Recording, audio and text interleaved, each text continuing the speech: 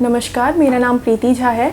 मैं बिलासपुर छत्तीसगढ़ से बिलोंग करती हूँ और छत्तीसगढ़ सिविल जज 2020 के एग्ज़ाम में मेरा फर्स्ट रैंक आया है।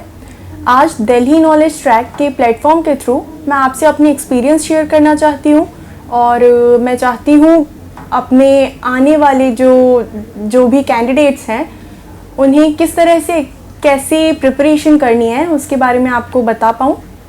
छत्तीसगढ़ सिविल जज का एग्ज़ाम 3 चरणों में होता है, प्री, मेंस, इंटरव्यू। प्री जिसमें 15 सब्जेक्ट्स प्रोवाइडेड सब्जेक्ट्स हैं, उनसे रिलेटेड क्वेश्चंस 100 क्वेश्चंस पूछे जाते हैं। 100 मार्क्स का एग्ज़ाम होता है ऑब्जेक्टिव टाइप और इसके लिए मैंने बेयर एक्ट्स से ही प्रिपरेशन की थी। मेंस जिसमें जजमेंट राइटिंग के 2 क्वेश्चन, क्रिमिनल जजमेंट राइटिंग और सिविल जजमेंट राइटिंग होता है और 2 क्वेश्चन ट्रांसलेशन का हिंदी टू इंग्लिश और इंग्लिश टू हिंदी होता है।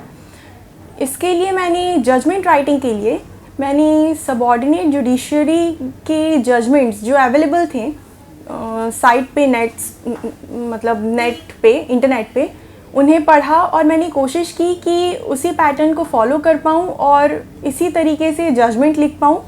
इससे बहुत हेल्प हुई मुझे। इंटरव्यू के लिए जो कि ये तीसरा और आखिरी चरण है, इसके लिए क्योंकि मेरे फादर भी छत्तीसगढ़ हाई कोर्ट में सेक्शन ऑफिसर हैं और मेरा भाई भी लॉ कर रहा है, तो परिवार में लॉ से रिलेटेड एक माहौल तो था।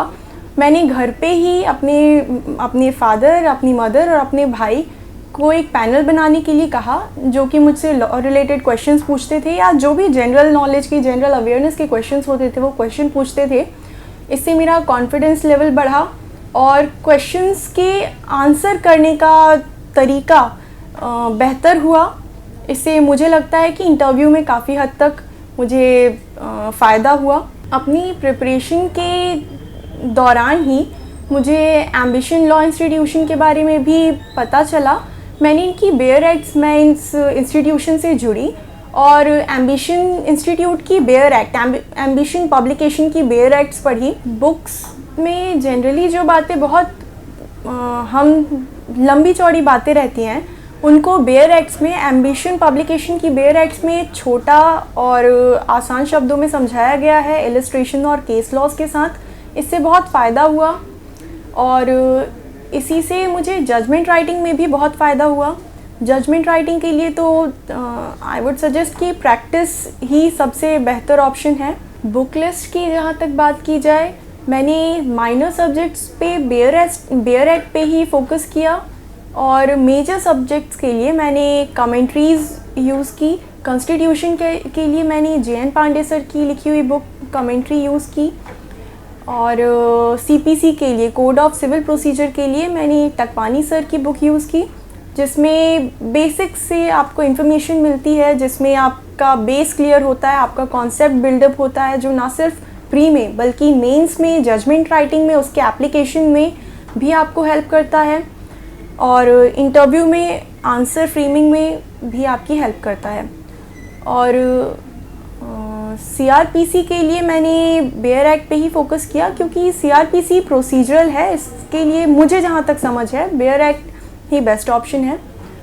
एविडेंस के लिए मैंने बटुकलाल सर की कमेंट्री पढ़ी, जिसके इलस्ट्रेशन से एप्लीकेशन, एविडेंस के डिफरेंट सेक्शंस का एप्लीकेशन क्लियर हुआ। और बाकी सब्जेक्ट्स के लिए क्योंकि मैं सेंट्रल यूनिवर्सिटी से, गुरु घासीदास सेंट्रल यूनिवर्सिटी से पढ़ी हूँ, तो वहाँ के टीचर्स ने मेरी बहुत हेल्प की। मेरे सीनियर्स ने मुझे नोट्स प्रोवाइड किए और उन सब्जेक्ट्स में परफेक्शन लाने के लिए, बेस बनाने के लिए बहुत हेल्प की।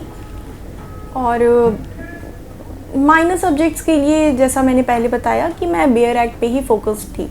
मैं अपनी इस सक्सेस का कि मैं फर्स्ट रैंक ला पाई, मैं जुडिशियल सर्विस में सेलेक्ट हो पाई, इसका श्रेय अपने पेरेंट्स को देना चाहूँगी, जिन्होंने मुझे हमेशा मोटिवेटेड रखा। मेरी टीचर्स जिन्होंने मुझे सेल्फ मोटिवेशन भी सिखाया और मुझे आगे बढ़ाया भी, मुझे समझाया भी, सिखाया भी, हमेशा मेरे साथ रहे। और मेरे सीनियर्स और स्पेशल थैंक्स टू भगवान जी, जिन्होंने वो लक फैक्टर हमेशा हाई रखा मुझे मोटिवेटेड रखा, उन सब का धन्यवाद देना चाहूँगी। और जो भी मेरे भाई बहन जो आगे आने वाले हैं, जो जुडिशियल सर्विस की तैयारी करने वाले हैं, उनको शुभकामनाएं देना चाहूँगी। धन्यवाद।